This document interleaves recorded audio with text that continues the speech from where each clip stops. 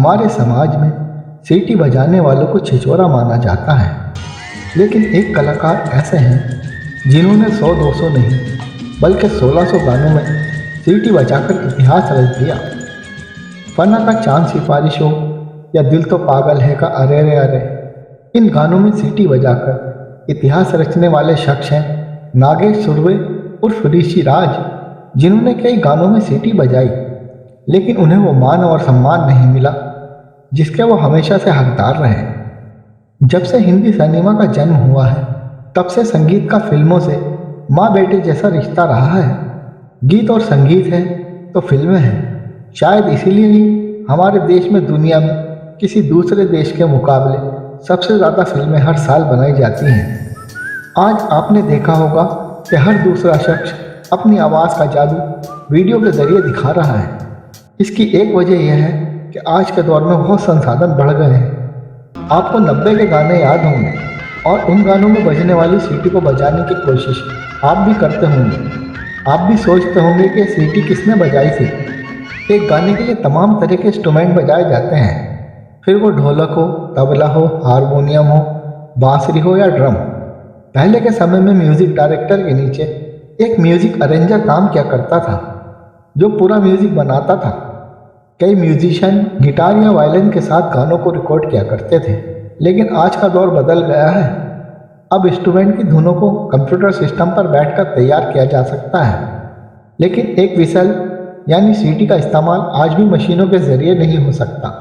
एक वो कलाकार जो 40 सालों से इंडस्ट्रीज़ में है और अपनी सीटी से गानों को हिट करा देते हैं। दिल तो पागल है, फना, कुछ कुछ होता है, मुन्ना भाई, सौदागर, बर्फी जैसी कई फिल्मों में उन्होंने अपनी सीटी से गानों को अमर कर दिया है। ये करिश्मा करने वाले शख्स हैं नागेश सुरवे उर्फ ऋषि राज। 1975 से आज तक आपने जितने भी गानों में सीटी सुनी है वो नागेश सुरवे ने ही बजाई है। नागेश सुरवे बॉलीवुड गानों में सीटी बजाकर वो खूबसूरती ले आए जो गानों को अलग रूप देती है। नागेश सुरवे का जन्म मुंबई में नाग पंचमी के दिन हुआ था।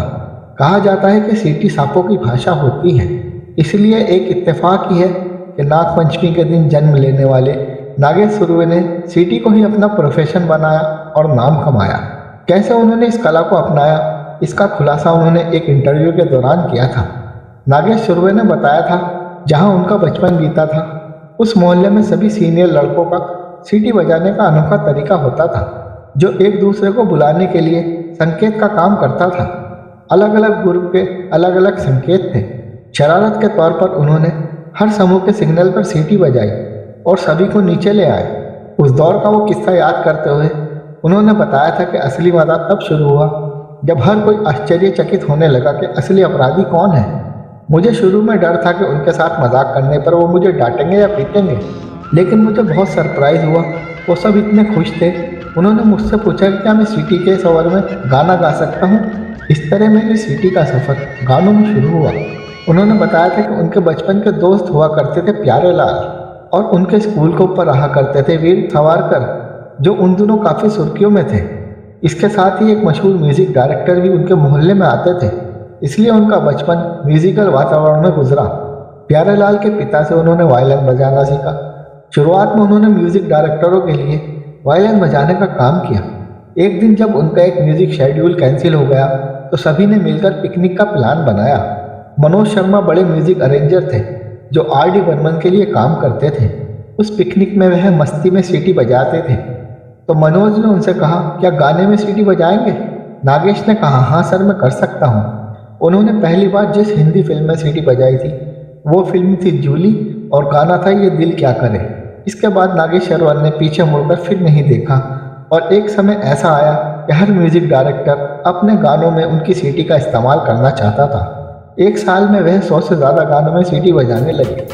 एक इंटरव्यू के दौरान उन्होंने बताया कि फिल्म सौदागर का गाना इलू इलू में उन्होंने सीटी बजाई और अनुपम खेर ने जब सुना तो उन्हें यकीन ही नहीं हुआ ये किसी इंसान ने बजाई है। जब उन्हें बताया गया कि करिश्मा नागेश सुरवे ने किया है तो उन्होंने कहा था कि वो मुझे अपना शागिर्द बना लेंगे क्या। नागेश कहते हैं कि सीटी बजाना आसान है, इसके लिए किसी तरह के परीक्षण की ज़रूरत नहीं होती। मुंह से हवा फूंकने भर से सीटी बजती है। हमें केवल उसे शेप देने की ज़रूरत होती है।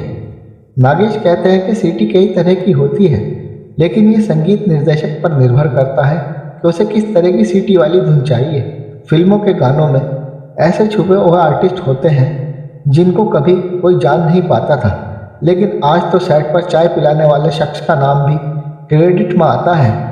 लेकिन ये उनकी बदकिस्मती ही थी कि फिल्म इंडस्ट्रीज में 40 साल से काम कर रहे नागेश शुरवा को मुट्ठी भरी लोग जानते होंगे।